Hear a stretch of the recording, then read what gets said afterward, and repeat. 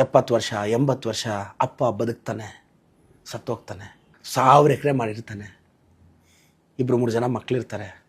1000 ಎಕರೆಯಲ್ಲಿ ಸೆಂಟರಲ್ಲಿ ಹಾಕಿ ಟೆಂಪಲ್ ಏನು ಕಟ್ಟಲ್ಲ ಸರ್, ರೇಟ್ ಕಡಿಮೆ ಆಗಲ್ವಾ? ಮೂಲೆಯಲ್ಲಿ ಹಾಕ್ತಾರೆ.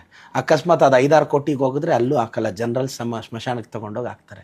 ಹೋಗ್ಲಿ 1000 ಎಕರೆ ಮಾಡಿದ್ರು ಒಂದೊಳ್ಳೆ ಇಂಪೋರ್ಟೆಡ್ 2,000-3,000 ರೂಪಾಯಿ ಸ್ಕ್ವೇರ್ ಫೀಟ್ ಗ್ರಾನೈಟ್ ತಂದು ನೀಟಾಗಾದರೂ ಹಾಕಲ್ಲ ಸರ್. ಒಂದು 5 ಲಕ್ಷ ಬಡ್ಜೆಟಲ್ಲಿ ಮುಗಿಸ್ಬಿಸಾಕ್ತಾರೆ.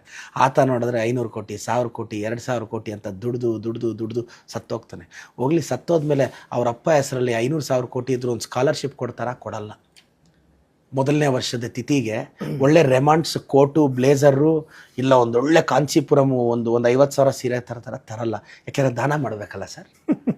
300 ರೂಪಾಯಿ ಶರ್ಟ್ ಪೀಸು ಮೀಟ್ರು, 400 ರೂಪಾಯಿ ಸೀರೆ ತಂದು ದಾನ ಕೊಡ್ತಾರೆ. ಅದಕ್ಕೆ ಬಿಲ್ಡಪ್.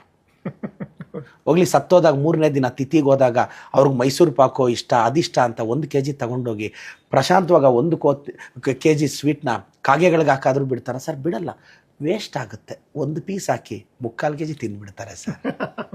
ಹೋಗ್ಲಿ ಸತ್ತೋದ್ಮೇಲೆ ಡೈಲಿ ನೀನು 1000 ಕೋಟಿ ಮಾಡಿ ಸತ್ತೋದ್ರು ಫೋಟೋ ಇಟ್ಟು ಡೈಲಿ ಒಂದು 20 ರೂಪಾಯಿ ಬಂಡವಾಳ ಹಾಕಿ ಫ್ರೆಶ್ ಆಗಿರೋ ಹಾರ ಹಾಕ್ತಾರೆ ಸರ್? ಹಾಕಲ್ಲ.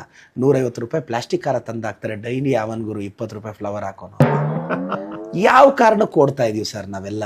ಕರೆಕ್ಟ್. ಕಾಣದ ಕಡಲಿಗೆ ಹಂಬಲಿಸಿದ ಮನ, ಕಾಣದ ಕಡಲಿಗೆ ಹಂಬಲಿಸಿದೆ ಮನ.